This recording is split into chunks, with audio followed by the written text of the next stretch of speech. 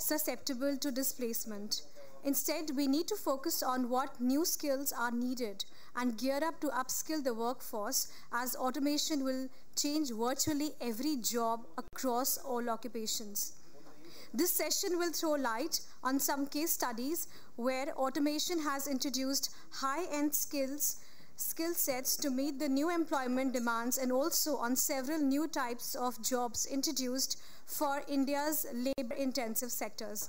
With this, I would like to invite the chairperson and moderator of the session, Mr. Manish Kumar, CEO, National Skill Development Corporation, and the panelists, Dr. Reinhard Picheles, Festo, Germany, Mr. Raj Singh Rathi, MD, KUKA Robotics, Ms. Nandita Ibrahim, CEO, Pearl Academy, Mr. Pankaj Singh, Head of Factory Automation for Nook India, and Mr. GP Chandrakumar, Founder, Co-Chairman, and CEO, Skillsonic India. Thank you.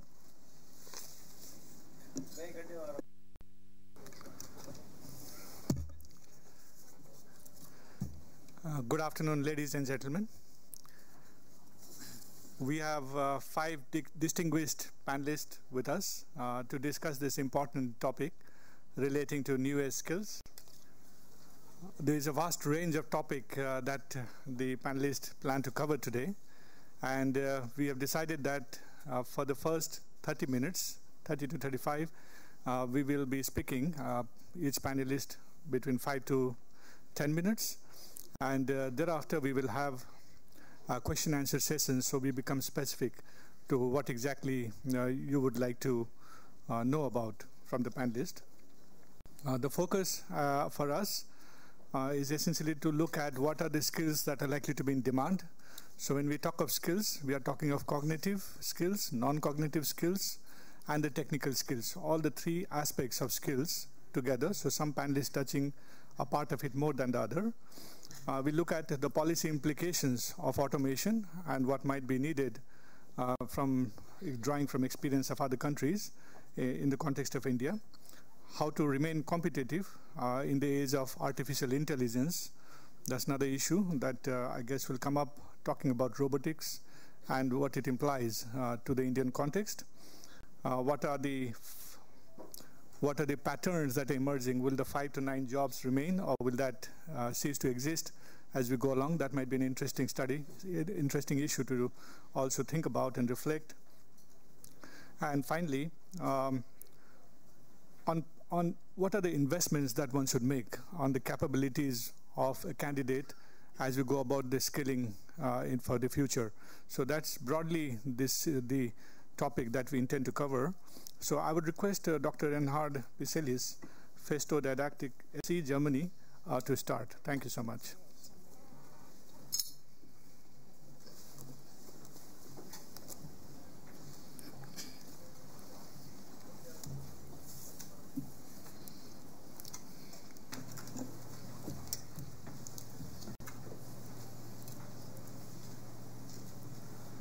Yeah, good afternoon, ladies and gentlemen. I'm glad to be here and to be invited. I tried to summarize some of the results of studies made in the last 1 or 2 years in Germany concerning these topics, new skills, what skills are needed towards Industry 4.0. These studies were made by associations, by research institutes. But before I come to the skills directly, I want to have a short look on this Industry 4.0 topic, and I show this picture only to emphasize one point. The first industrial revolution, so mechanization, took about 100 years. The second, mass production, took another 100 years. The third, automation, took only 50 years, so way faster. And now we are in the midst of a revolution which will be way faster than the changes in the past. If you think about when most of us are old enough, when we studied, no one had a mobile phone, not a smartphone, a mobile phone. Today everybody has a smartphone, and the smartphone is a nice symbol for the changes. It's communication, it's networking, and all these technologies that will change the world very much. So, what are the needs we will facing? First of all, I tried to summarize and make it very rough. So, of course, we will need more IT competencies. And I'm talking mainly about, of course, production and engineering. That's my field of expertise, but I'm sure this is not much difference in other occupations. Yeah? And when I say programming, IT, it means mainly programming. It means handling IT devices. But very important is also to know about data security. And this is true for all levels. You need engineers who know how to create IT security, but all the employees, they have to know how to handle this. Because security is worth nothing if you have a good technology, but people do not know how to behave. And man-machine cooperation was also mentioned. Data, yeah, big data. We will have algorithms which helps us to analyze data, but we need also to be able to understand these data and to interpret it. We need to know how to visualize data, that you can see something, and we need to know something about statistics.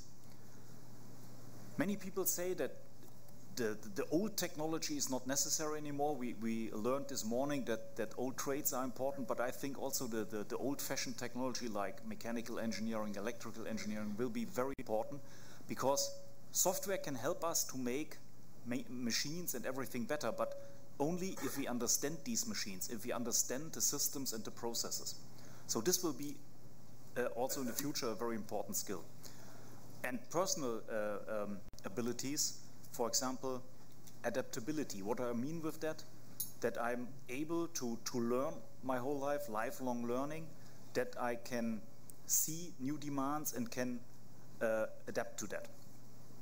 Teamwork will be very important, because technology will become more and more complex and not a single person can handle everything. And of course, communication. It's not only communication with machines and systems, but also communication with other people, because we have to work in teams. And all these changes will come faster and faster, and so we need to change also our training and education. And the most important thing from my point of view is that we need to align the training with the needs. So we mentioned this morning already. So you should involve, or we should involve, industry in the creation of curriculum, that those who needs the people, the employees, can give input what they have to know. And these curricula needs to be also adaptive, so we have to change them, not every 20 years, but maybe every year or every 2 years. Training should also be more efficient. I don't want to go into detail, but efficient training means that after the training, after the education, you do not know only the theory, but know also how to apply the theory. So we have to mix in our education practical parts and theory parts. The education itself can also use Industry 4.0 technologies. Yeah? Networking can help education, yeah? MOOCs, something like that. But also simulation and virtual reality can help to make training very efficient, because you can have practice-oriented training on your PC. And the last point, training or the education system should also encourage entrepreneurship. Why? Since the changes are very rapid and fast, usually big companies have problems to follow this and be ahead of the development. So we need a lot of small startups to cope and grasp these chances. And my experience is that especially engineering education is focusing very much on preparing students to work in a big company. But we do not prepare them to be an entrepreneur, to found a company. And I think this we should encourage more in the future. And this should be it. Thank you for your attention. Thank you so much, Dr. Pisalis. May I now request Mr. Raj Singh Rathi for his thoughts. Thank you. Okay, thank you very much. I did not prepare a presentation, but I prepared some handouts and look at the background a little bit. Whatever has been done so far in our country is not right or is not enough. Otherwise, we could have been a developed nation by now. The corporate world, majority of the corporate world is driven by greed. And this applies to the schools, colleges, universities, not only to the companies. And most of them are acting as money-making machines. A lot of skill shops have opened up in the recent years. If you look at the full-page advertisements in the newspapers, one wonders how come all of a sudden you see a new company talking about the skills and telling us what to be skilled in and so on. A lot of government money is behind, a lot of subsidies in there. So we have to be careful in making the right choice, that which skilling institute or college or university should we go ahead with or not. So in short, if we continue doing what we were doing, we will continue getting the same results as we were getting before. So nothing will change. So we have to change something. And if we talk about a little bit on the, as we were to speak something on the case studies. We as KUKA in last more than 10 years in India, what we have achieved so far is that more than 50 colleges and universities in India are running our KUKA college in their institutes, which is based on the same pattern as we are following for our own engineers. So there is no differentiation between what we are, how we are training our own employees and the students in the universities. Balance, it depends upon them, where and how do they use this knowledge. So what we believe is strongly in sharing the knowledge, and that the knowledge grows with sharing, and that has been a differentiator for us in the market of competition amongst all other companies in the field of robotics. As an achievement, we have an example of a very advanced center at Ghaziabad with the college AKGEC, and they have the most advanced robotics facility in India, which is at par with the European standards. So this was a little bit on what we have done in skilling so far. And to answer a simple question on what skills are needed for robotics in the future, we will need people to learn programming and logical understanding skills. On the other hand side, robots will also become easier to program in the future. So previously they were quite complex in programming, so we have to be very careful in knowing this fact that the robots will become more and more simpler to program. The people have to learn about being adaptable and must have a flexible learning, because faster change in technologies would mean shorter product life. Next is being multidisciplinary, which people or normally the engineers today, as we find them, are talking about, I'm an electrical engineer, I'm a mechanical engineer, or a software engineer.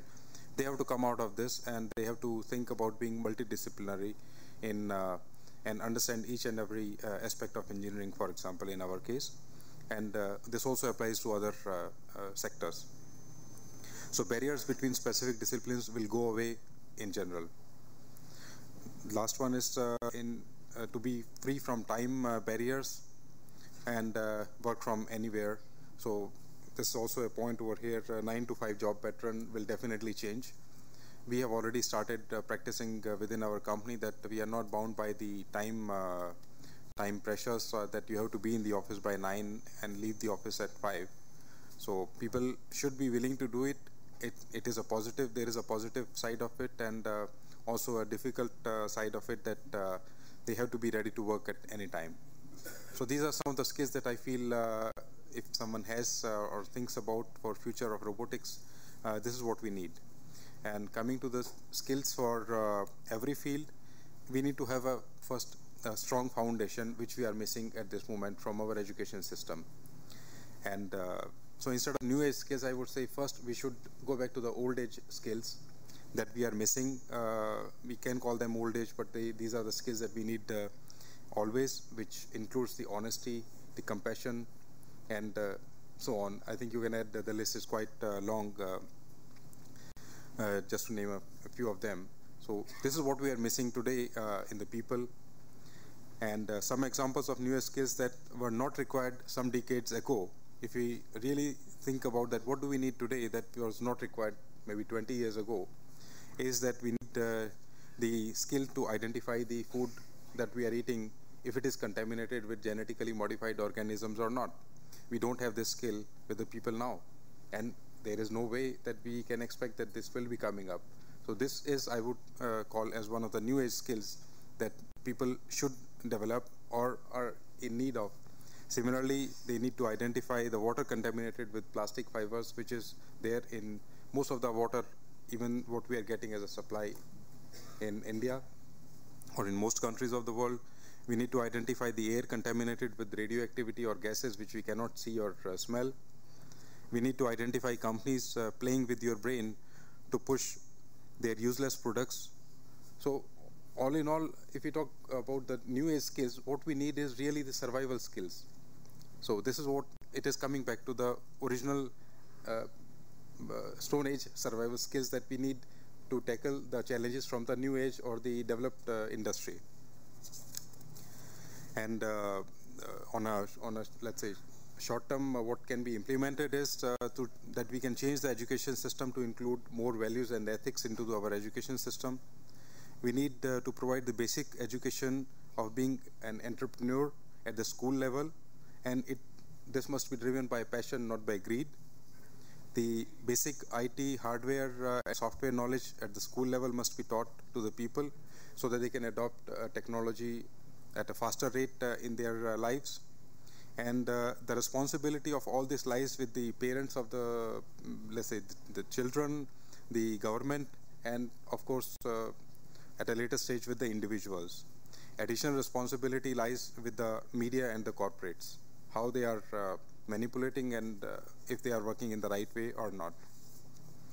There is a point on employing 400 million youths. The harsh reality is that there will be lesser jobs for humans in future. The rate of awareness or training or scaling will always be lower than the rate of the population growth. So why should we not control the growth of population as a higher priority than skilling and let's say come up to that level that we are not producing more people, and then think about skilling what we are left with. Industry 4.0 has been talked about a lot. This last point I would like to share that whenever there is a new concept or term coming up in the world, we are always there on time. And this is to start the discussions about implementation and how useful is it for us.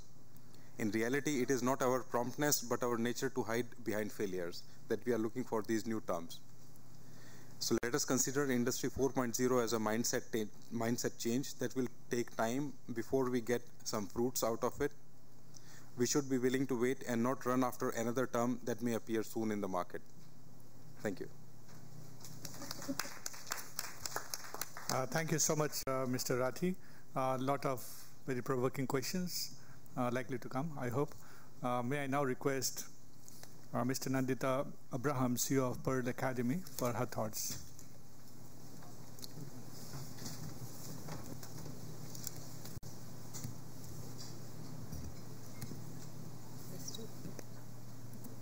Just this way. Yeah. Thank you.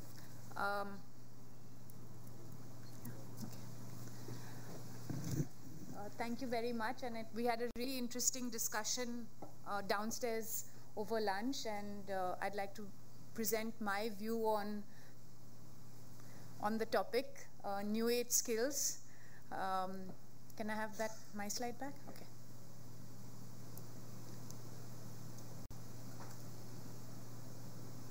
Yeah. Super. I was thinking about this and I really wanted to start off with two discussions that I've had over the last, actually 2 days. The first one, to look at what is really new age and is something really changing. The first discussion was really with someone who was designing railway stations. And we're going to make the New Delhi railway station the same as T3. It's going to be as beautiful, as efficient, etc. And somebody asked the question that, what does the New Delhi railway station really do? There are 6,000 people who stay at night at the New Delhi railway station. There are more than 800 entrepreneurs who are at the New Delhi railway station. So are we really looking at what's going to happen? And we saw yesterday what's going to happen. This is fabulous. I can't wait to get on that. But when we look at new skills, there's a lot of things that we need to think about because what was actually the largest hotel in India might be going away. So what do we do with that? The other discussion that happened was I met the CEO of a theme park called Imagica.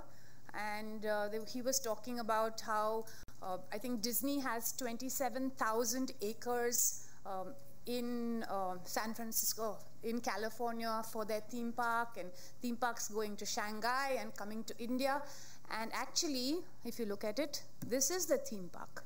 This is where my son has as much fun as is had in a theme park. So the entire concept of life and many of the things are changing. I don't think we should feel sad about it. These changes will happen. And what is it? How really can we look at those changes and do something positive towards that? The main thing in everything that we've seen really is technology. Technology is what is changing, and I have very esteemed panelists here who are doing robotics, who are doing engineering, mechanical engineering, etc. Technology is changing because through technology we have more data, scale, impact, experiences are changing, community is changing, connectivity is changing. So what are the skills that we need to do? What are the technological skills that need to grow to make all this happen? That's one way of looking at it. The other way of looking at it is really that what are the skills that we need to do to create something with this technology? Because it's not only the working of the technology, it's also the people who will conceptualize, who is going to conceptualize and think that how do we work with this kind of technology? This is from the 2016 World Economic Forum, and I picked up one skill which moved from the number 10 up to number 3. None of the others have really moved that way. That's the skill of creativity or creative thinking. That's the skill that I want to touch on.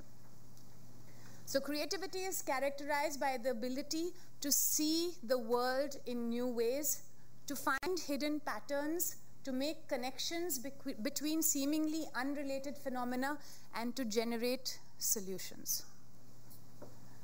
These are the skills that really come under creativity. So, ladies and gentlemen, my hypothesis is, along with the new skills that are required for technology, can we layer it with creativity so that people can be more observation-led, can empathize with the consumer or empathize with the user, can create associations and patterns, can ask the right questions, can think critically, and can experiment and come up with new ideas and new prototypes to promote the new changes in technology. As a case study, this is something that we've been working on at the Pearl Academy, is the total learning system, and it pulls in some of the skills that we see are required for future generations. So all learning needs to be multidisciplinary, as was mentioned earlier. We can no longer learn in silos. All learning needs to be international so that we can understand what is happening in the rest of the world and then contextualize it to us. Learning needs to be integrated with industry and integrated with the real world. It's also very important that young people understand what happens in the real world and that the lives that they're living sometimes is not the only life that there is. We have a lot of hybrid and blended learning because young people need to learn to negotiate online, do projects online, learn online. Things are changing. We also look at life skills. That's very important, and a word that I wrote there is agile, because this is something that change is a constant. It's going to keep happening. Whether it's 4.0, 4.1, 4.2, it's going to happen faster and faster. So how do we give young people or equip young people to be agile and to keep learning as they go through life? So that's creating lifelong learners with new age learning skills so that they can keep abreast. And it's not only students. Faculty are as important, not just at our college, at all colleges, because faculty need to be developed and understand and be abreast of the changes that are happening so that we can take it into our students. And I wrote one more, not just in college, schools are very important also. And we're currently in the process of developing online and blended creative learning courses for high school students from the 7th to the 9th standard. I think that's it. Thank you. Thank you so much. May I now request Mr. Pankaj Singh, Head of Factory Automation, FANUC India, for his views. Thanks.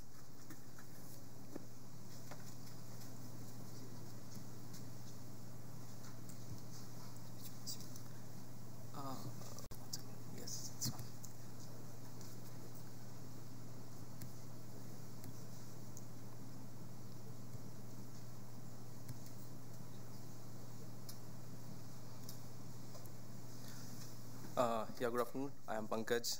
It's a bit difficult after lunch to present.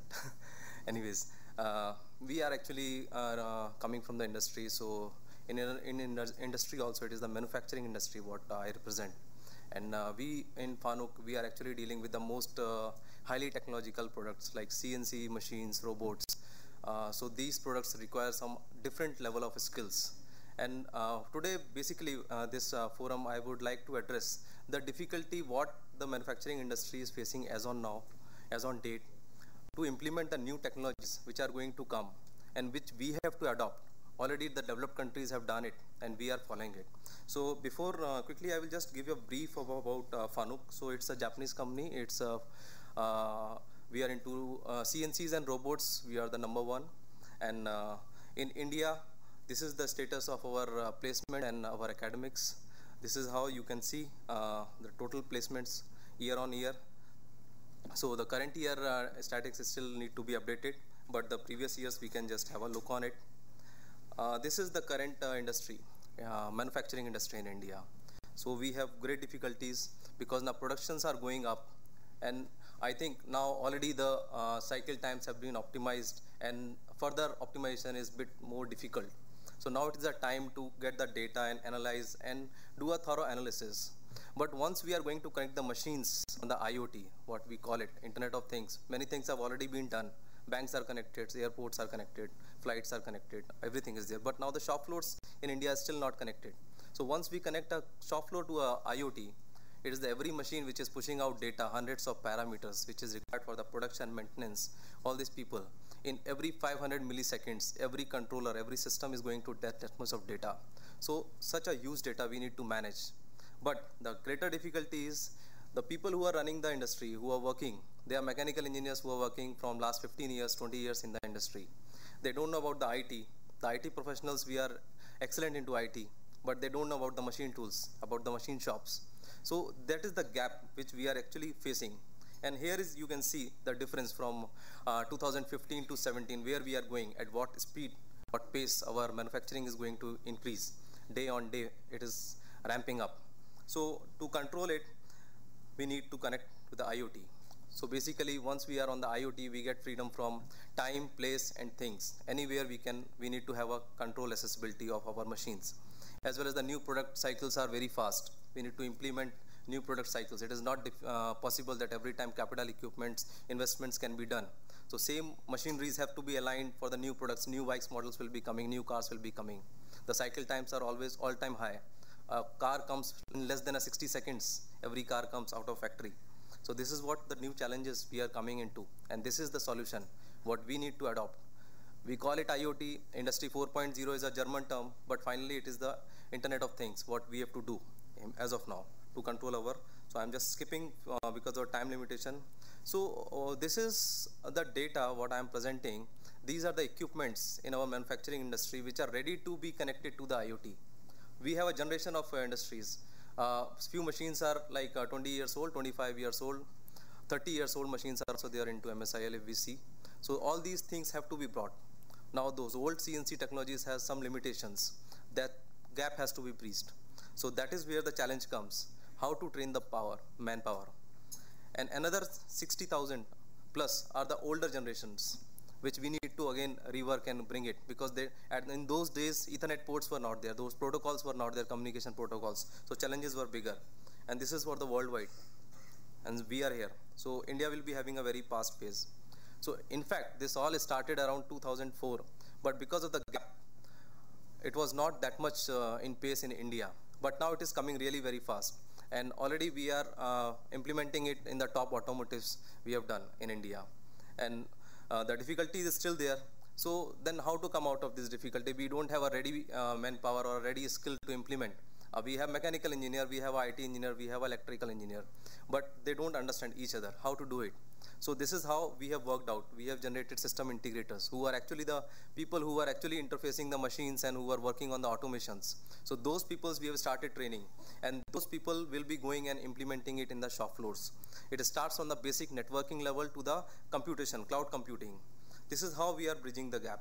We are training people and we are giving them supports whenever it is required. Because the scale is very high and the limited team of our engineers are very less. So we are actually trying to develop in between a layer of engineer who can actually be upgraded, who knows very well about the machines. They can become a bridge for the IT engineers. So this will be our future shop floors. This will be the industry, manufacturing industry, whether it's automotive, it is defense, railways, anywhere.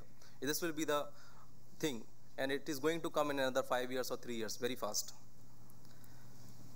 So this is what we are doing for the future skills. We are going and training people. We are getting in our training school. We have a training school that's a separate department, but we name it as a training school in 3 places in India. Then we do on-site training for our customers, for the bigger customers, to train them to bridge the gap. Then we also have a program called Train the Trainer. This is the most important program what we focus on. So in this, we actually invite and take people from instructors from ITIs, from diploma colleges, from engineering colleges, and we try to train them. Because those people who are actually giving the training to the new generation, they passed out from colleges around 20 years old, 25 years. So the gap has come. The technology is changing in every 3 years. Every 3 years, the things are going to change. So how to do it? So that is first we have to focus on the trainers. That is also one of the program. Then we also invite colleges. We have regular visits from the colleges who are actually interested in the robotics and CNCs. We have also signed many of the MOUs with the institutes, and we are also doing joint certifications. Here are a few of our successes, what we have done, and it is going to be very high. Around 100 is the target what we have planned for the coming year. And since Sri Lanka and Bangladesh are also taken care by FANUC India for all the manufacturing, and these countries are also developing, so we have also entered into the training segment with these countries also. So we also have some ready-made products wherein maybe the colleges cannot buy those many machines and robots. They are heavy investments are required. So we have simulation softwares which can sit directly on their computer labs, and such things can be planned. So these are licensed software wherein actually the right time training can be given to the students who are actually in the final year or in the 3rd year, or maybe who are just passing out from the ITIs, because everyone cannot go and work on the machines because they have to come ready for the industry. Now we don't have time to take people and then train. Everyone wants a ready product from the colleges. This is a software which actually doesn't require a robot. So instead of robot, you can work on the software and learn how to teach the robot, how to do the programming for the robots. So all these things are going to come. The technology is changing really very fast. Robot is really a old word now. We are into cobots. Morning, our Universal Robotics, they spoke about the cobots, collaborative robots. That is the thing which is going to come, and it is already there now. Apart from this, we were talking about the learning concept. Machines are able to learn. Now the phase is wherein we are actually giving the products which have deep learning. So machines can work. They can work for few cycles and they will learn what is the best possible way to work out for a certain operation or for a certain issue. So this is called a deep learning wherein we are into today. And this is going to also come into the IoT also. So this was just about a small difficulty due to the skill gap we are facing into the manufacturing industry, and we need to have a smart manufacturing across India, and we are actually giving our best support, and we are also welcoming all the colleges and institutes. We are going and trying to make that gap bridge between the industry and institute to get a ready-made product. That's all. Thank you. Thank you so much. Now we have Mr. G.P. Chandrakumar, founder, co-chairman and CEO of Skillsonic India.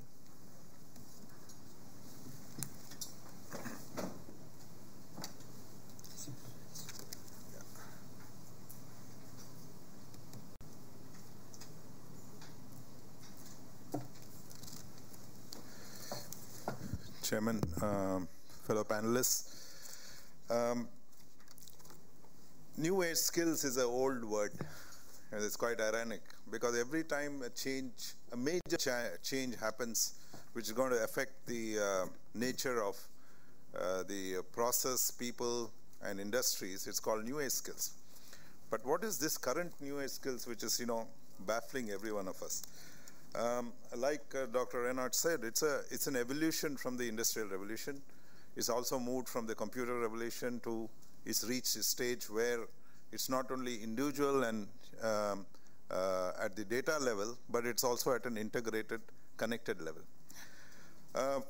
Many months ago, when I went to Switzerland, whom we work with, I looked at what they are doing for the new age skills. What are they looking at Industry 4.0? Two things I realized from there is that number one, their existing technicians already have a very strong foundation. So for them to move into new age skills is very easy, and which is a big problem in India. So I don't think that goes away, as Dr. Krishnan said in this morning, that fundamental foundation skills are still critical, and that's something we should not defocus from.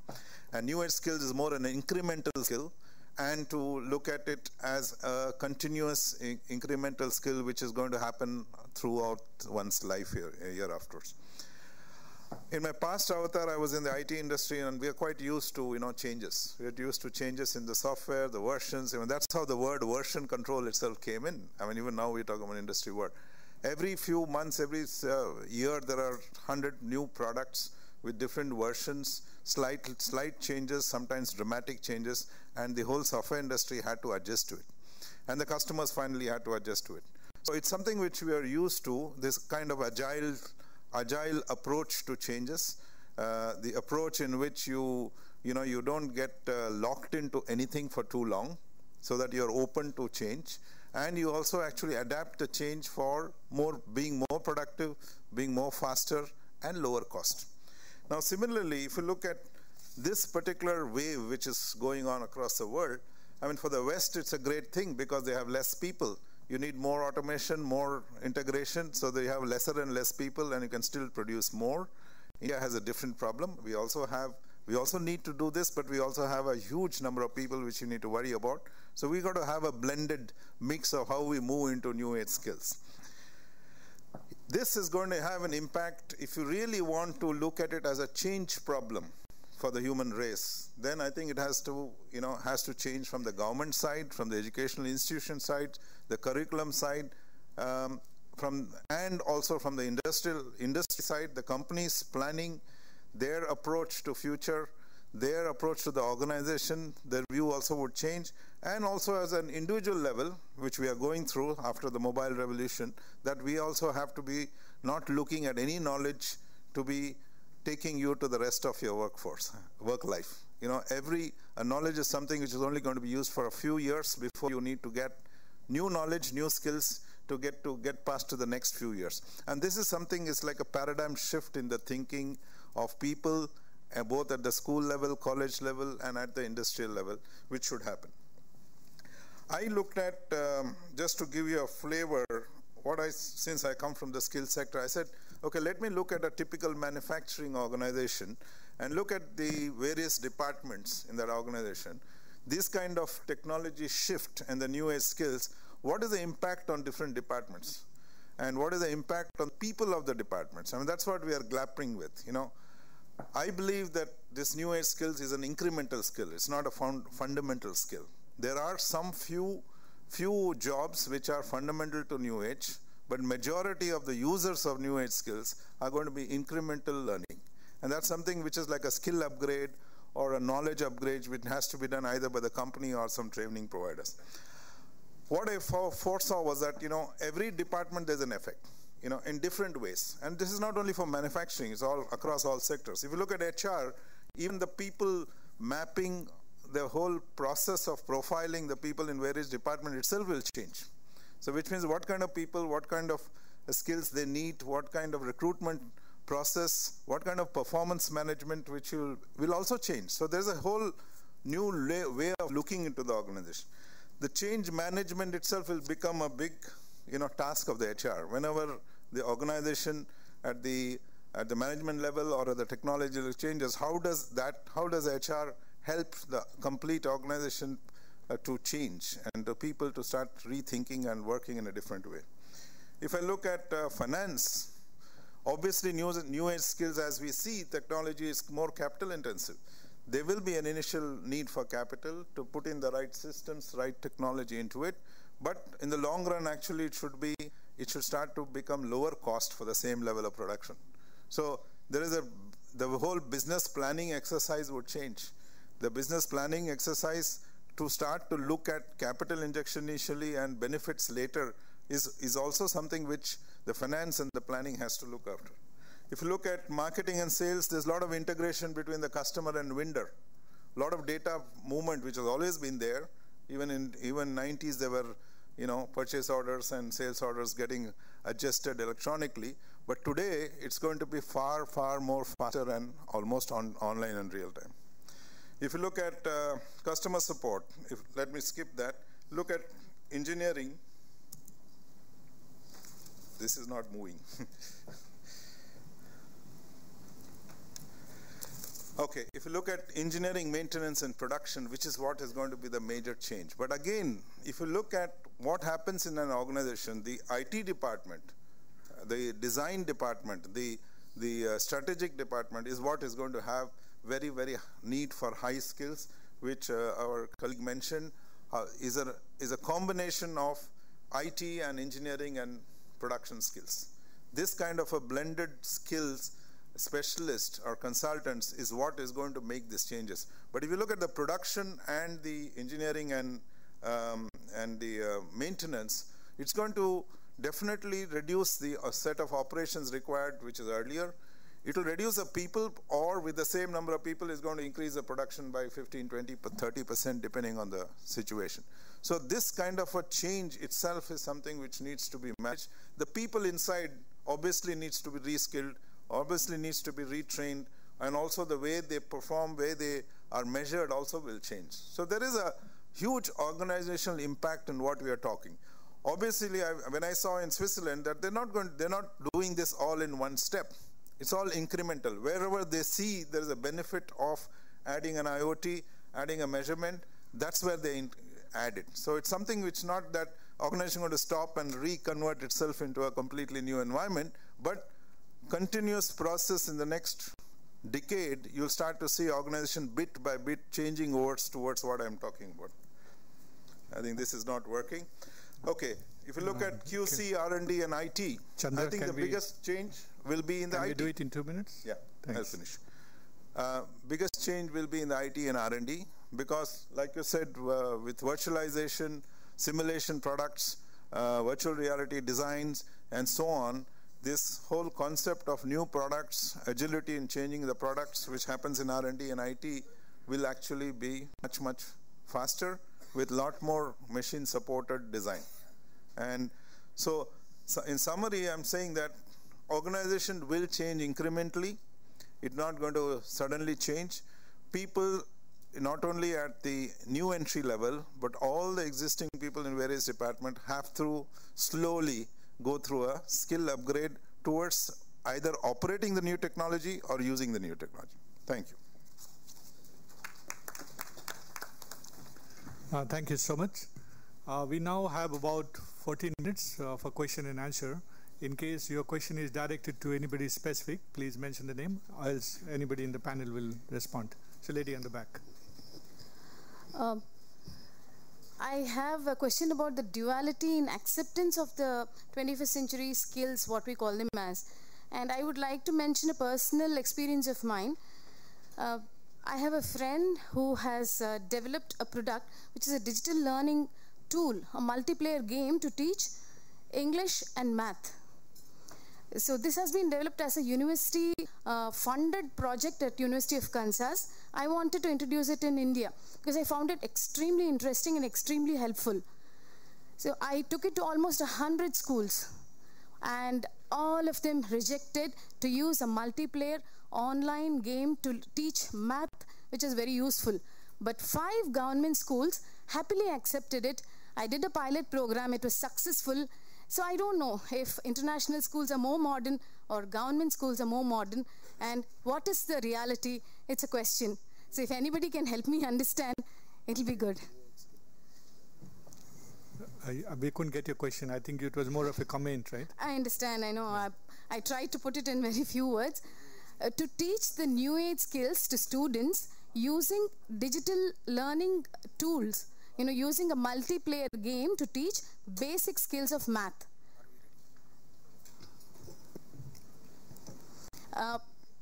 Schools aren't ready to accept, so how are we going to promote it in schools to use digital learning technologies? I try to give you an indication what might be the reason. So we are also a supplier for schools for learning material, and for many years we tried also to sell simulation tools and so on. And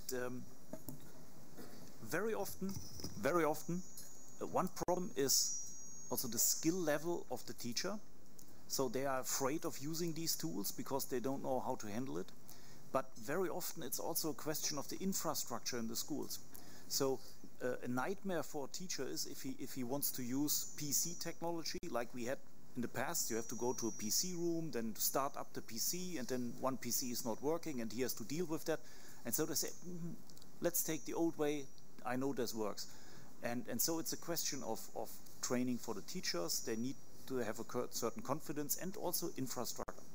But maybe with a lot of connected devices, maybe in the future the students can use their own device. This will remove a lot of difficulties here. Maybe I can add something over here. Can I? The question is slightly opposite in the Indian context, that the government schools do not have enough funds. The private schools, they do have enough funds. And as I shared, ma'am, a little bit earlier, that the government schools are existing to teach, and the private schools are mostly the shops. So when you went to the schools, they accepted it. When you went to the shops, they did not accept it. That's simple. It's harsh. I mean, it's harsh reality, ma'am. What is reality? Most of them, I said. I did not say every one of them, but most of them are like that. My question is to Manish sir only. Like in this skill development journey, are we focusing equally on the all skills? Because since morning I'm only hearing about automation and all that. And one is the healthcare is the having a huge demand. I come from a company where we require the healthcare professionals, and I'm from HR, where every month I struggle hard to get the people. So are we doing something onto that also? Because we take people from NSDC affiliated institutes only, and compared to last year when I go to these institutes and I ask about the candidates, so they tell me that government has made the rules and regulations so hard, so no, we are not going to take up this course, that course and all that. We are focusing now on skilling and then creating job, whereas I feel healthcare is something where already jobs exist and we need to get the people for that. Because for jewelry or some other industry, if I'm getting jewelry, I'll buy it. It's not mandatory for me or any. But whereas healthcare, it has to be given. Thank you. I think to answer your question, healthcare, we do operate on that. What we have noticed in the past is a lot of people who get trained in healthcare subsequently realize that they are not good enough for that job. So it's a late realization for many people who are mobilized. Later they realize they don't have that personality traits which is required in healthcare, which is far more intense than many other jobs. So recently we have got into a discussion with a group called NAC. So they got an app. Using that app, a person can play that app for about half an hour, and it'll decompose your personality into 15 different types. And then tell you, looking at that, what is the type of person you are. And each person will get a different report that gives a clue whether you are fit for a particular job or not. So we are trying to ensure that mobilization uses this so that the right person gets into healthcare. This is also in the context of Japan, because there is a demand for healthcare professionals in Japan. And we want to ensure that whoever goes is genuinely capable of delivering, because it won't be wise to train people and send and they're not being able to deliver. So I get your point, and I think let's have a discussion on the side on this issue. Thank you. Thank you, sir. I have a question here. My question is to you only. There's a gentleman at the back. This question is for Mr. Pankaj. I am from Sharda University. It's a 100% private university from Greater Noida. You have very brilliantly talked about the robotics, and you have given a lot of examples. we would be knowing whether will you be interested to give a machine for our students learning along the faculty, and then you will come and train our people. And subsequently, in case you are ready to agreeable for that, and will you be guaranteeing any kind of employment commitment prior or after? Sir, we are very much interested in working with the colleges. In fact, we have made some targets also, I shared with you. And we have some special products for the institutes and for the trainers also. Because the actual product, if we see the machineries or the robots, they are very expensive. Few colleges have bought our products also, and that is on the special criteria we give it also. But apart from this, we have some training simulators which can actually give our training to the mass. And then we have our tech centers at 3 places in India. This is for you. So we will be definitely contacting you, and we will take it forward for any of your requirements. In fact, we are looking for it. And parallelly, your second query was? Will you be guaranteeing the before and after the job? Fanuc India, sir, actually we are taking care of about 83% of the market share of the entire manufacturing in India. We have a huge base. But our team size is very little. We are only 200 people who are working across India. But most of the customers, any automotive or any manufacturing, wherever you go, you find our machines and our products. So Fanuc India we actually take from colleges. We do go to the campus, but we cannot go to many colleges because we have very limited openings every year. So we go for the campus interviews we take. But yes, our customer base is very huge. So if a candidate goes with a certificate or with a certified course that we are actually doing with many of the colleges, we can do with your college also. So if they have a certified course, they definitely get advantages. Thank you. Thank you, sir. My question is to Mr. Manish Kumar. I would like to know what NSDC is doing to make our industry 4.0 compliant. And the second thing is many ministries under Government of India, like say Department of Heavy Industries, DIPP, Ministry of Science and Technology, and maybe probably many more are working on these lines. So do you have any sort of an alignment with these industries so that the entire country is on the same platform? Thank you for that question. In fact, our last board meeting in Bangalore was, we had a seminar almost for 2-3 hours on this issue of the future of jobs.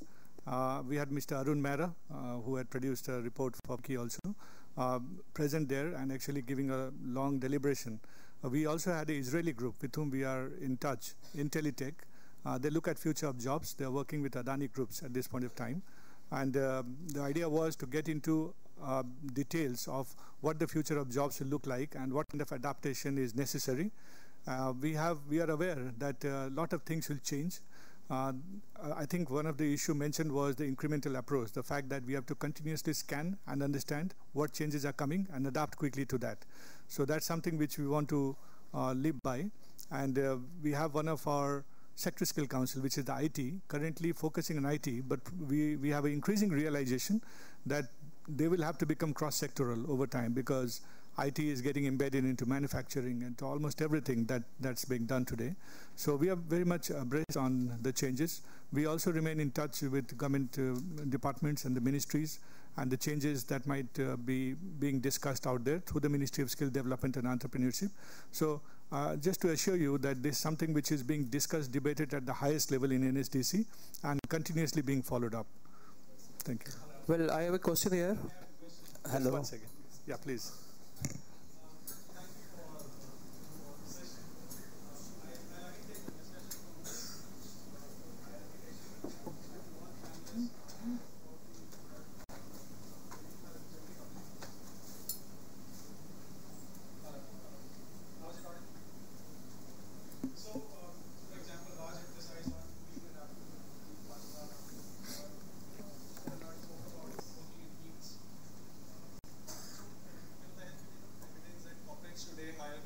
generic skills.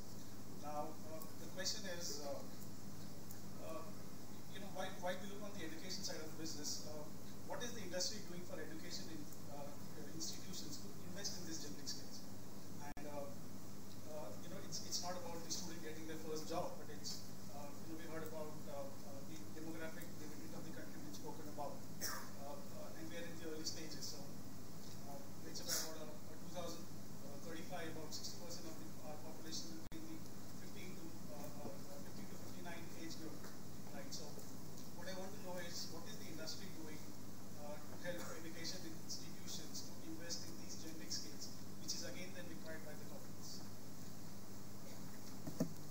Yeah, as I shared earlier also, we are supporting the institutes and like also for Sharda University and other universities like that, whosoever wants to participate, definitely the product is not free. The institutes have to invest into the product, and from our end we are ensuring that we are delivering and sharing the same kind of knowledge that we have with us. And not only that, we are also sharing with some institutes who are willing to go one step further the criteria or the skills that are required for a particular job, and then they are developing those skills or ensuring that the students are coming out with those skills, and definitely they are easily employable by the industry. So we are doing this in fact. If you want more details, please feel free to contact later on also. I'd like to add something here. It is the job of the Educational Institute really to put into their curriculum what is required for their students to be employable. It's also our responsibility to be able to contribute to industry, and industry will always reciprocate. One can't just sit and say that I'm an educational institute and the industry should come and do something for me. If we can add value to the industry, there has been no company that has not helped or contributed in this case. I think we have only 1 minute left, so I guess we'll have to close. Excuse me, sir, I've been trying for long.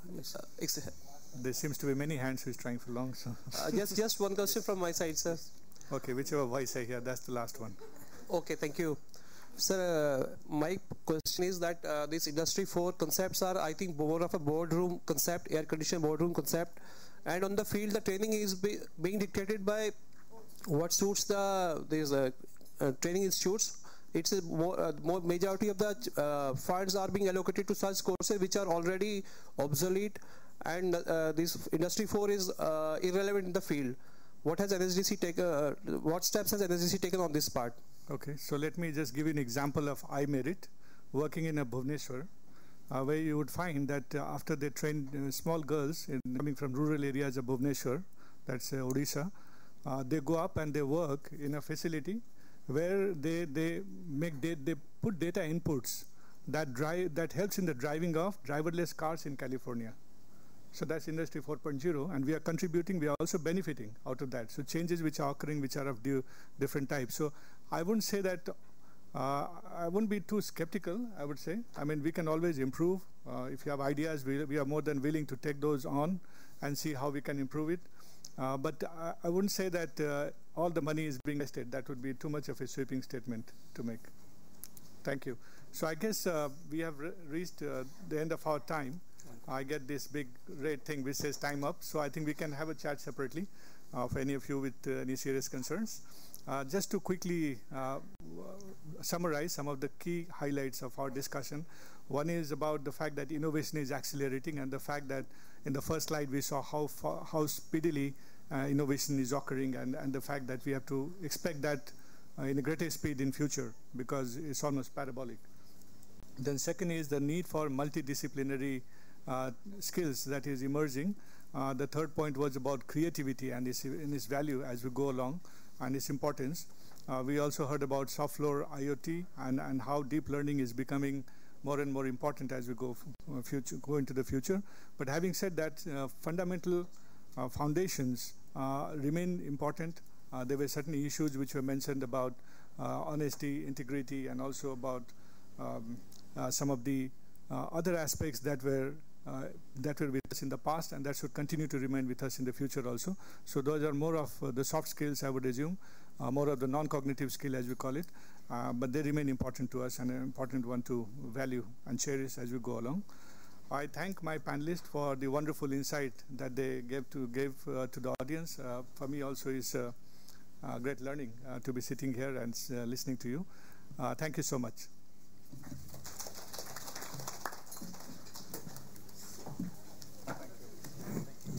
Thank you, speakers, for a very informative session and showcasing interesting case studies such as cobots And it is very good to see private organizations coming forward and addressing the problems of trainings at their workplaces. Thank you, speakers, once again. We are not having a break right now. We will straight away move on to the next session. So I would request each one of you to remain, please be seated. We are going to start with the next leg of the conference.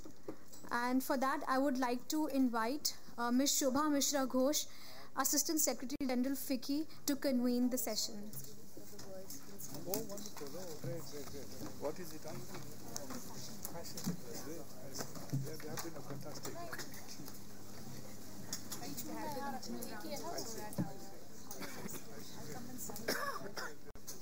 I do keep hearing about Twilight, but never got a chance. Okay.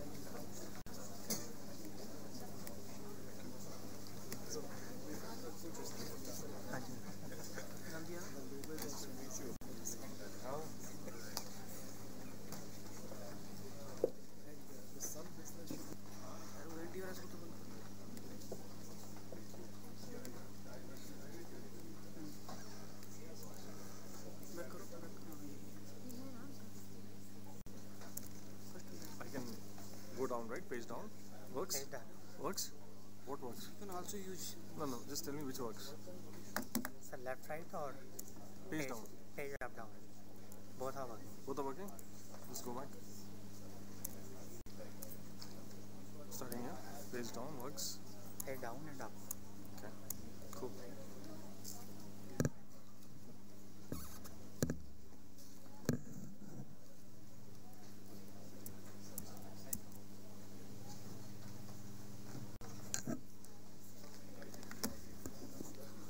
May I request everyone to take your seats, please?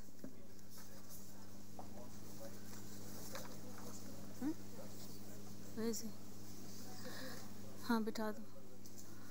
So may I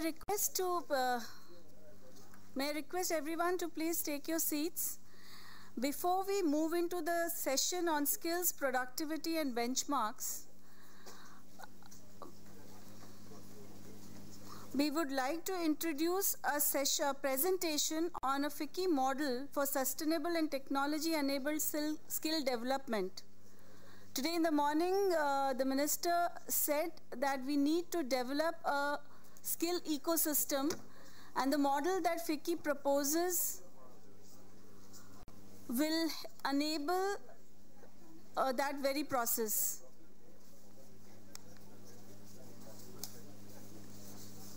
Nandita, please.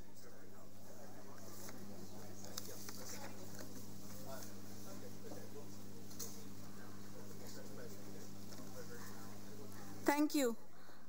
Sir, can I please request you to sit?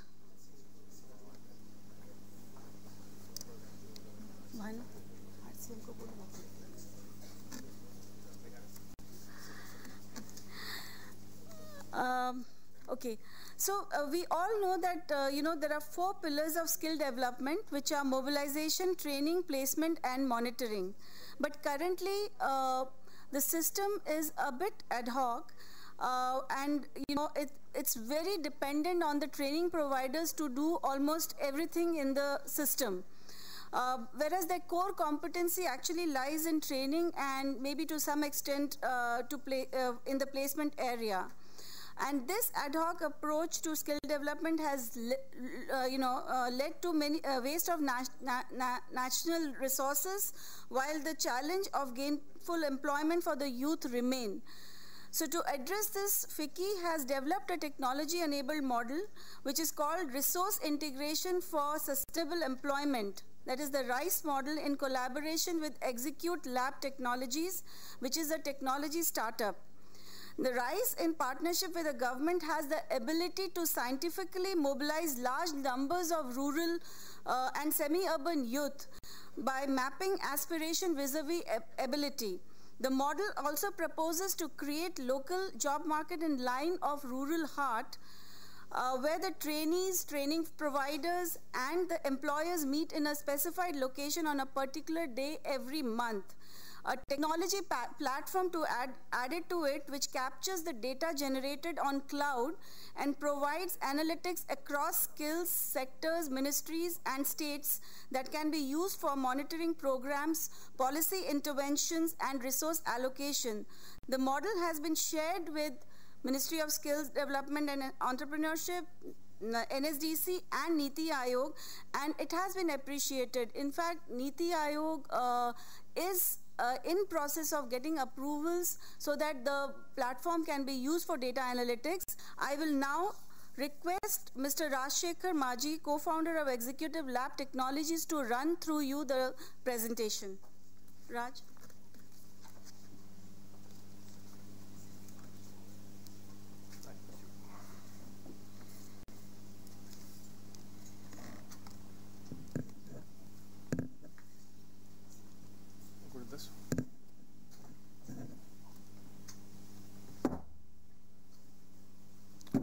Good afternoon. So let me, without much ado, because Shobha has already given you the introduction on what we're trying to do here, talk to you about what RISE is all about. RISE is a platform, a technology platform, which tries to help the existing ecosystem, which value adds in different ways at different points of time to make it a more seamless process.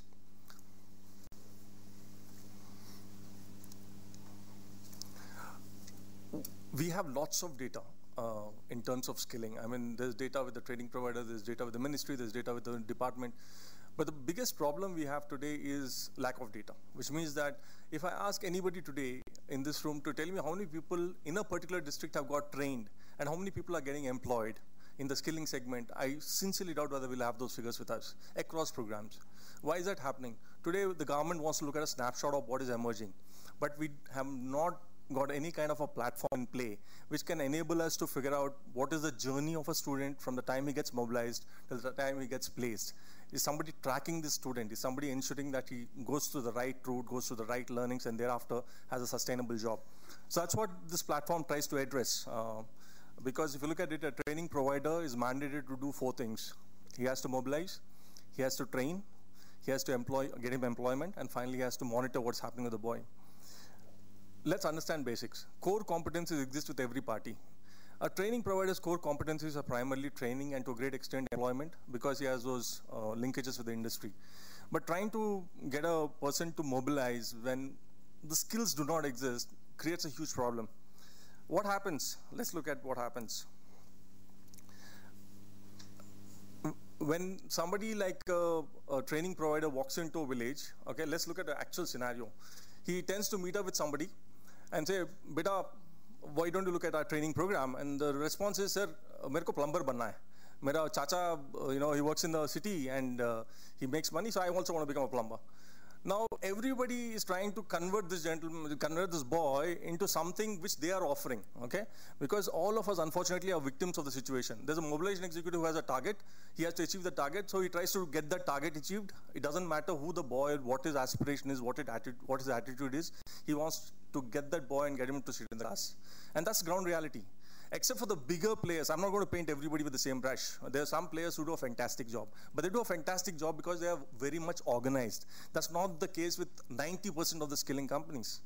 And that being the truth, I think it's important that one looks at basically ensuring the delinking of the process of mobilization from the training provider. I think it's imperative that it has to happen for the simple reason that it's not working at the grassroots level. Okay, so that's what we're talking about. We're talking about mobilization being given to an aggregator or a platform which is created, which can help mobilization in the right way, not ad hoc manner. Because today, honestly, across all skilling programs, you get to hear this refrain: "Sir, bacche nahi mil raha hai." And all the training providers have been paid monies to mobilize boys and girls. And the reason is simple. Actually, you don't get boys and girls at the ground level, right? So the overall idea is ensuring that one looks at mobilization being done in a more organized manner. And how do we do that? So the challenge is most of our boys and girls for skilling come from the rural India, right? And at the end of the day, if one were to look at just physically trying to mobilize them, then it's going to be a long overdue kind of a long haul. It's going to be very difficult. Why aren't we using technology? Technology is something which we which everybody, whether you're talking about urban India or rural India, everybody's familiar with. So is it possible for us to actually introduce technology to ensure that mobilization happens in the right way? And that's exactly what the platform brings to the table. You know, when you go to a village, first of all, there is a certain set of evangelism which has to happen. Nobody's doing it today. And I think as a part of the RISE program, that's something which we definitely would want to do. And based on that, we will also want to give him the technology tools which will enable him to communicate, okay, about with the RISE team or whoever is the person running the program, about what are the possibilities open to him, what kind of opportunities exist for him. Today, honestly, if you go to a village and ask a boy or a girl, what do you think you would want to become? He'll probably give you 3 options. There are 30 opportunities, there are 50 opportunities. Government is creating a lot of opportunities, a lot of skilling providers, they have no clue. Absolutely no clue. So it's important that somebody understands that here are the opportunities open to me based on my education. How can somebody, you know, provide all this kind of information? You can't do it on a day-to-day basis by somebody going into the village and doing all of that. But if you have a technology platform which is enabled on his phone, definitely yes. And that's the whole purpose of doing this. The other part, which is also very critical, which I talked about evangelism, you know, everybody talks about people becoming aware of what they're supposed to do and so on and so forth. Honestly, it doesn't happen. I mean, traditionally all of us learn the IDA model and we all probably don't even bother about it. But as far as skilling is concerned, I think there's a huge need for, you know, getting the whole IDA model in play. For a simple reason that for somebody like us who's looking at buying a product or a service, we go through these steps, and why should it be any different for skilling? You know, first of all, shouldn't somebody be aware of what they're getting into? Shouldn't somebody look at it, consider it? Today, what happens in the village is when I go to the village, I need to get a boy or a girl converted in 5 minutes, 10 minutes, 15 minutes. Is it possible that I can decide what I want to do with my life in 5 or 10 minutes? The whole platform basically enables you not only to understand what is available to you, but also to communicate over a period of a month, 2 months, 3 months, to actually tell you, to, you know, call up a call center, call up the person who's in charge of RISE, tell them exactly what is it that they require. Now, the other part, which is also very critical, is it just can't be digital. No mobilization can ever be digital. It has to be physical. So what are we trying to do? We're trying to get into a process which is organized, you know, because traditionally what happens is you have job fairs. Government does a lot of work. There's no debating that at all. But the point is it's ad hoc. Can we make something which is more relevant for today's times based on our early experiences in India? Yes. There's something called the rural heart, which is so very popular. Come high water, you know, that rural heart has to happen. Why can't we actually look at an experiment which has sustained over a period of time and try to replicate that? So the overall idea is you do the evangelism at the village level. The training provider would always want to meet up with his boys and girls before he actually wants them in the training program. Get the training providers into a central place, get the boys and girls into the central place, and get them to meet each other and talk to each other, understand what my options are. Get the training provider to then, you know, give them the requisite information so they can move on to the training program. Now, when do we do this? Today it is done in a very ad hoc manner. Why? Because there is no such program in place where I can get these boys and girls to a centralized place every month in the same location to a district headquarters where it is like a mela, right? I mean, if you were to do mobilization at a district level and you were to do this regularly, you will have enough boys and girls to meet up with the training providers. And over a period of time, believe me, every district has a district college. District college has a district ground, right? College, government college. If you have it out there, and if you have it on the first of every month, let's take example of one district. First of every month, do it for 6 months, and you don't have to do any more mobilization. Boys and girls will walk to that place in that district because they will be very clear that if I go to this place, I have an opportunity to figure out what I could do. I would have an opportunity to meet with skilling providers. I have an opportunity to get into a sustainable livelihood. The point is simple. The point is somebody has to do it, okay? And this platform actually enables this kind of a program to be run. So the overall idea is, can we get that organized? Okay, technology is an integral part of this platform. I'm not going to talk too much about technology because it doesn't make too much of sense in this forum. But the whole idea is that at each and every point, okay, whether it's a mobile app to the student or to the training provider or an online mechanism for somebody who doesn't have a mobile, all the pieces are in play in the sense that across the RISE program, technology is an integral part of the whole thing. But we understood that technology itself cannot solve all the issues or cannot really value add in too many ways. So that's the whole idea of doing the physical mobilization part of it, right? So So the other part, which is very important as far as the program is concerned, is we've heard this from a lot of governments that, look, there's a lot of training happening, but some of the boys and girls are not really matching the requirements of the industry. Is there an issue? Look, the point is this. The point is, you give me a boy or a girl for 6 months or 3 months, there's only one exam at the end of the day. Can I actually have something as an interim program deliverable? Is that possible? Is there a way by which I can measure what is happening on a regular basis in terms of each of these programs? Technology can enable you to do that. And that's the whole purpose of this program. The whole purpose of this program is not only to get the right boy and the right girl into the right program at the right point of time, but also to see whether they're doing the right things during the training program. And that's an advantage which we would want to provide through the platform.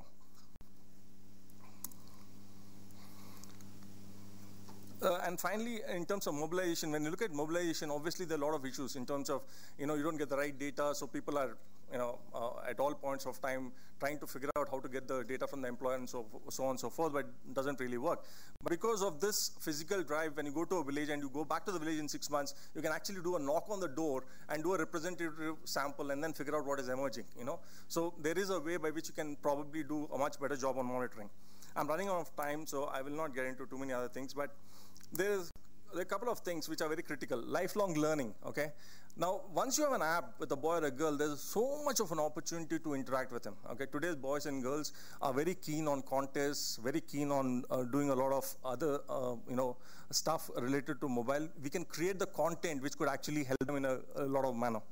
Now, let me just tell you what actually how this whole thing works when you actually use the RISE platform. What actually works is that it becomes a single window snapshot, okay, across the complete skilling and employment ecosystem. At any point of time, what do you want to see across different players? It's not just for one player, it's across different players in the government. It could be any ministry, it could be any department. This is what you get to see. You get to see a snapshot of the country in complete detail. You get to see not just the country by per se in terms of states, but also in terms of the kind of programs which are happening in that state. You can break it up into at the skill level, so you can drill it down to a block level. Let me just run through it, okay? That's at the country level. You're tracking different metrics which you're collecting at different points of time. Believe me, unless you have the right kind of input coming in, the output will always be cushioned. So the whole idea is, don't get garbage in, you'll never get garbage out. So the whole idea is start with the mobilization process and end up getting a set of dashboards which will help you, aid you in terms of policy making, help you decide which are the best things to do in terms of what kind of programs are, make sense in what districts, what kind of program should go to what kind of population segments, so on and so forth. There's a lot of analytics which can be done once you have the data in play. So I'm just telling you that, from a state level to a block level, so a district collector can look at it at a block level, a state level, the CM's office, whoever it is, at the national level ministries. So the overall idea of this, and I'm sorry I'm taking too much of time on this, but the overall idea is simple. Track the boy from the time he gets into the system, keep it going till the point of time he's sustained in the system, okay? And for that, all such metrics which are required, which gives you a complete picture on a dashboard every single day. It's as simple as that. Thank you.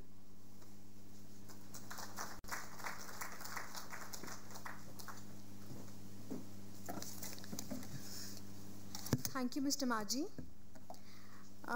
for disseminating the innovative RISE model, especially the data consolidation at the country level, which you have just showcased. We would now move on to the panel discussion of the session Skills, Productivity and Benchmarks.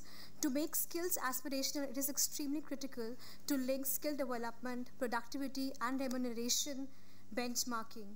Although the skill development is evolving in India, one of the major constraints has been credibility of the certificates and hence the wage premium for the certified workforce. This session will deep dive and plug in the interrelated roles of skills and productivity and deliberate on industry's readiness to pay premium remunerations to close the loop. With this, I would like to welcome the chairperson, Mr. Rajesh Agrawal, Joint Secretary, Ministry of Skill Development and Entrepreneurship, on stage, along with Dr. Dale Koshi, Director General, Institute of Apparel Management and Apparel Training and Design Center.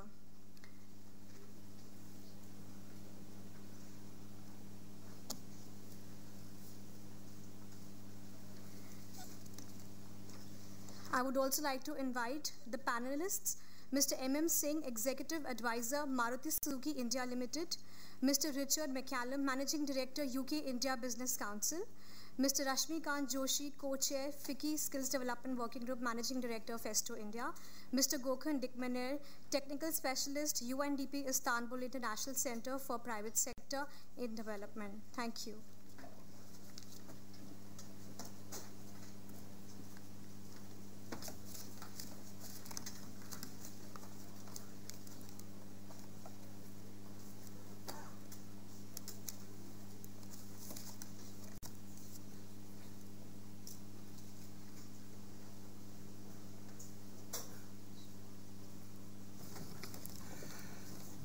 A very good evening. All are awake? Raise your hands. Cheer up. Rajesh Agarwal ji is the Joint Secretary for Ministry of Skill Development and Entrepreneurship. And we are very delighted and honored to have him to chair this session. And since he has the complete macro perspective of skill development, and I had the occasion to at least interact at length, at least twice. So I know that, he gives patient listening, he interacts with cordiality and an interest to understand the issues and tries to find problems and set timelines. So it is a great pleasure to have you, sir. And may I request you to have, as chairperson, the opening remarks so that we can continue with the session. Yeah. You want to go to the dais? Or no. Yeah. Good afternoon, friends. I think all of you must have had a long day and lot of inputs on this very relevant topic. I think new age skills for today and tomorrow. I think skills are always for tomorrow. So anything that we do in skills, we at least in the government are challenged by the fact that we have to do something for tomorrow which we don't know. So it's always a challenge, and I think it's quite a relevant topic. I have not been able to sit through the conference and be privy to what all went through, but seeing the list of speakers that have interacted with you, I can say there must have been very valued interaction and observations throughout the day, which might have added, each one of you will go a much more informed individual when the day ends here. I think importance of skills is something that is something I don't think we need to elaborate upon. All of you are part of the skill ecosystem in some way or other, and do realize how important skill development is, how important skills are. I think skills is something which is very integral to any livelihood. Any kind of livelihood, there has to be some kind of skills, whether you go through a formal training, you go through an education system, you just don't go through anything, but you learn it informally in the area or place where you live in. But skill is something integral to livelihood. If you are living, if you are staying, there is some amount of skill that you might have acquired to carry on in this life. So, and secondly, it's not only integral to livelihood. I think one more term which came up in the last presentation, skill is now becoming more and more integral to our lifelong learning. So the way the things are changing, the way the economies are changing, the way the technologies are changing, the way the workplace is changing, there's so much of innovation, so much of change that is taking place all around us, that anything that we learn today becomes redundant tomorrow.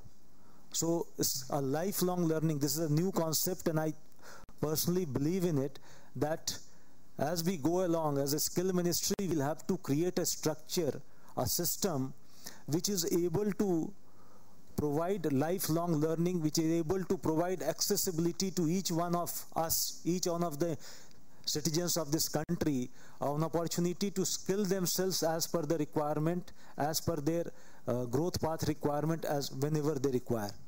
Because it is going to be one-time skill, one-time education is not going to be enough. All of us need to be just like become a doctor's profession.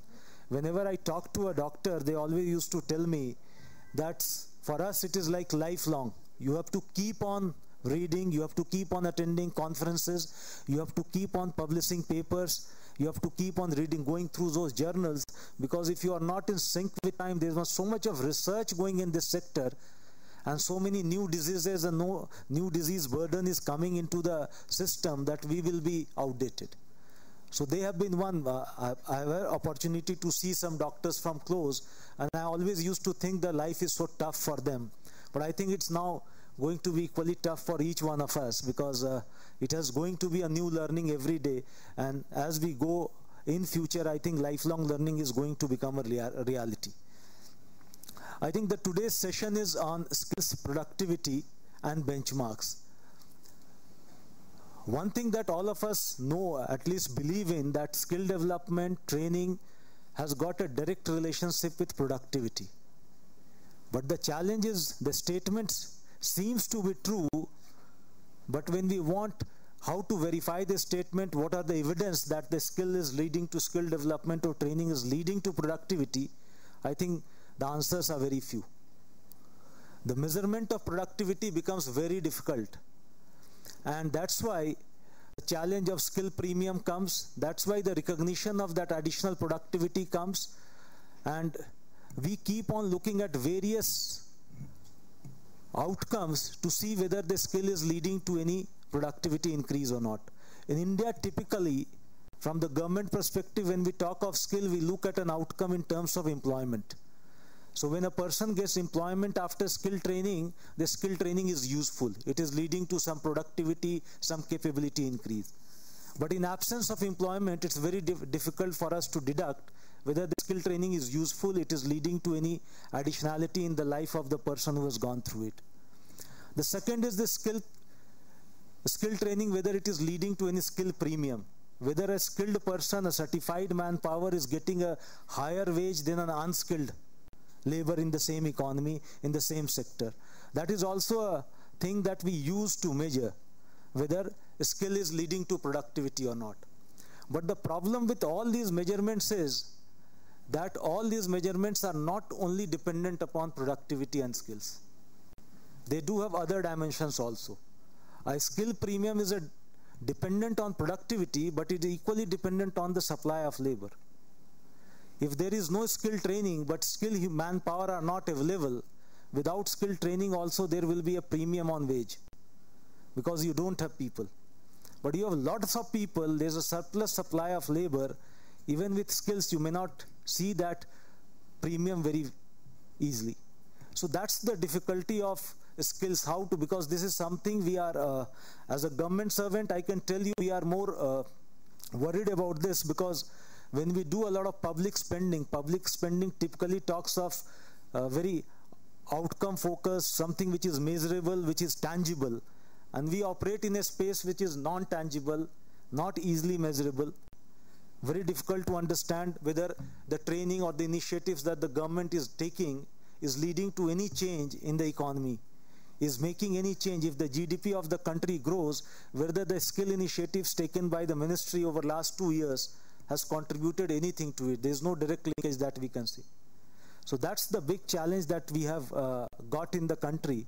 I think we have got some experts from other countries also on the panel today, and we'd like to listen to them how this productivity challenge, measurement challenge has been addressed in other countries. As a ministry, we have been talking to National Productivity Council and also other host of other players in this sector to see what kind of impact studies, impact in terms of productivity studies we can do, so at least have some idea of how this skill training is helping people or helping employers improve productivity at their workplace. Then only we can push the employers also to ensure that translates into a skill premium. India, the other problem of India has been the Indian job market is quite a difficult job market, because we are a job market where a lot of informality is there, a lot of very huge informal job market is there. And in an informal job market, even if your skill development is leading to jobs and livelihood, again it is difficult to measure. Because there is a lot of informal job markets, and people in India prefer to go for an informal job market at least at the entry level, because the real wages at the entry level in an informal job market sometimes is higher. The net in hand is higher than in a formal job market. Somebody who goes for a formal employment, he might get a salary of 2 lakh rupees but end up getting 1.5 lakh rupees only in his hands, because a formal job market will have a lot of other instruments. Whereas in an informal job market, he gets that 2 lakhs in hands, which is more important for him. So there is a supply side requirement also, where at the entry level they want to get into an informal job market. And on the demand side also, from the employer's perspective also, it makes sense for them to keep a more temporary workforce, because the work requirements are changing so fast. So again, there is a typical problem that we are facing, an increasing informal workforce. Even in the formal sector, the amount of temporary employment is going up. Even if we look at government, I think a lot of temporary employment, watching government closely for last 23 years, I can see that a lot of temporary employment in the government has also gone up. Temporary outsourcing of services, many things which were much more permanent has gone up. So this is also creating a huge problem for the skill development space. How to measure productivity, what are the right benchmarks for measuring productivity, how to measure the outcomes of all the public spending that we do in this sector. This is a huge challenge before all of us. Lastly, before I end, I think one issue, another, we keep on talking about that we do a lot of skill development, but where are the jobs? The economy is growing, but there's a lot of articles which come, it's a jobless growth. That problem also, to my mind, typically emanates from the fact that the jobs are in informal sector. We are not able to measure where the jobs are coming in. The official unemployment rate in India is around 5%, which is not out of the world in the sense you can have multiple economies. Most developed economies also will run an unemployment rate of 5 to 7, 8%. So that's not a big issue. I think the dissatisfaction in the labor force in India is primarily from the fact that I'm employed, but I'm not employed at the right place, or I'm employed, I'm not getting the right wages. So it is more to do with underemployment or an employment which is not up to my expectations. So this is another challenge that we get into our economy, which makes the whole job of skill development quite complex. So I'm here to not give or sermonize anything on this, because I am not an expert on how to measure productivity, but as a policy maker, as a part of the government which is trying to look and address all these issues, I see all this as a big challenge before all of us. And I'm here to listen to the experts on the panel here to see what can be 2-3 points or takeaways for the government to be more focused in measuring the outcomes of whatever we do in a much more transparent and a better manner. Thank you.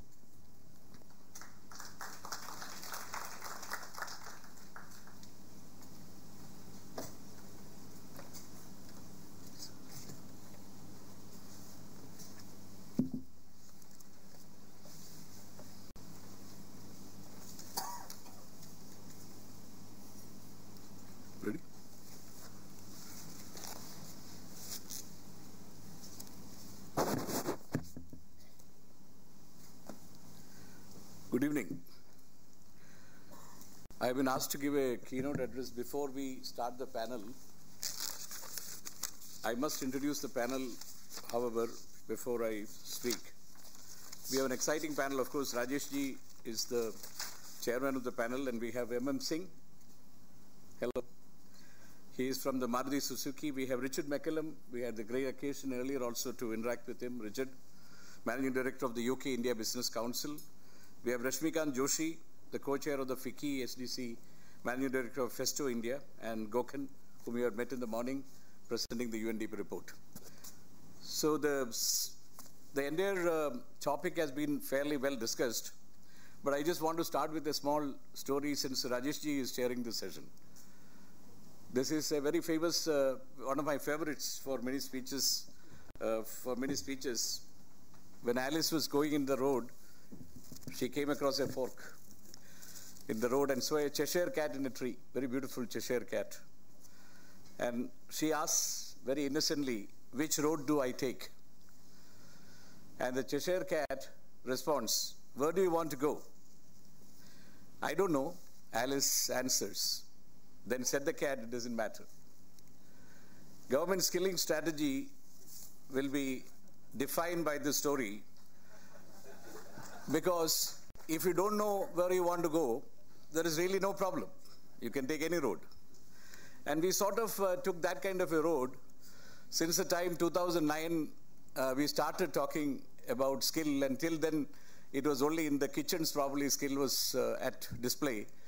Otherwise, people were thinking that only the educationists should rise to the ranks and they are the people who are supreme. However, it is very invigorating that the country started focusing on skills and it came to the forefront. However, we have seen that there has been a fair amount of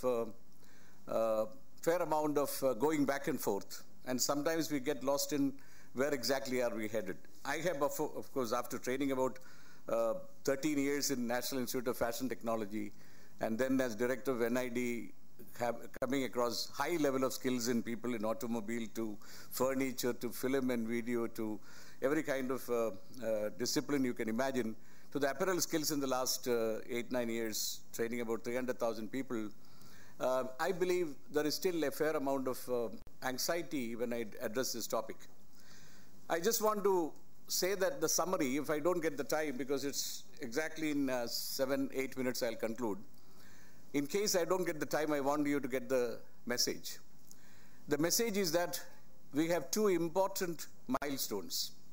One is from 2017 to 22, when India becomes 75. And from 22 to 2035, when the golden spot of India's demographic begin to disappear. So obviously we have two time windows in which the skill development activity needs to get that road right. And that is the road in which if you are trying to do everything, probably it is not going to achieve the desired results. And that is also important to understand the context in which it is moving. If you look at where the employment is coming from, 52% of the employment which we all discussed still comes from agriculture. And about 25% comes from service sector. And 23% comes from the industry sector. We all know that industry sector, if you look at that as part of the GDP, it has been real struggling. If you take away the industry sector, it is just about 16-17%. So it becomes a tough call if the manufacturing is stagnating and service sector is becoming more and more automated. It becomes extremely difficult to really find the kind of traction which we need to take and what road to take. One of the examples which comes to my mind is when I went to Chile in San Diego, the Catholic University, there was a major study made by the Chilean government along with the universities. And they had actually completely studied every geographical part of Chile and came out with an agenda for every university, every institute, as to what are the skills they should be doing. For example, wine box making. That was given to a certain university or a certain institution. Similarly about, other various skills of plywood making or whatever they wanted to do was all contained in the report, giving this various tasks to different universities in geographical clusters in which these industries were actually coming up. And we don't have still a strategy of that kind, and that is one of the reasons why the people have to travel at very long distances. I don't know whether you are aware, just the Bihar and Orissa people, about 600 to 900 of them are almost dispelled every year in Tirupur. How many of you are aware of this? I don't know. And in Kerala, in Trivandrum, where I come from, out of one factory, if you take, 600 people are from Orissa and Bihar. Only about 250, 290 people are from Kerala. So obviously people now, it is not only a question of acquiring skills, but where do they get the job and whether the job can actually sustain them and whether they can be productive. And it is established now that most of apparel factories at least do not work more than 33% of their capacity. First of all, out of 24 hours, they are only working 8 hours, except Brandix in Vaichak, where they are having 2 shifts, where between 2 shifts they are able to change over in less than 5-6 minutes. All the other apparel factories, the return on capital employed will be really a pity, and because they are working only about 8 hours or 10 hours with overtime. So there is a problem in terms of productivity, skills, premium we talk about. I'm sure the panelists will address this, but there is an issue about really looking at the hidden factories which are there in every factory, which is underperforming in terms of productivity, which is the biggest problem on competitiveness. A lot of time was spent today morning on defining the industry 4.0 or 4.0, and it is not about something on which is very esoteric. It is just that the cyber physical systems are going to take over and large number of job losses are predicted. And before that, in 2013, when we looked at the Osborne report, which Ficki's studies were referring to, we had found that a great amount of probability was there for a number of sectors to get affected. Today in the morning when the report was presented, I was just looking through apparel. They only said that the helpers and packers and checkers will go out of jobs. They give a time frame for sewing machine operators by about 5 years. If it is that, even if that is so, if the government has spent money, for example, integrated skill development scheme, most of the money of more than 2,000 crores was spent on just making sewing machine operators. And if in the new tide of this automation, and if we are only given the lower level of job exposure, and they all become unemployed because they are just get replaced by already underbid trimmers have changed the helpers and those kind of people already. Now if automated machines also replace them, where are we headed? So this is the issue, whether it is smart agriculture or smart services or smart manufacturing.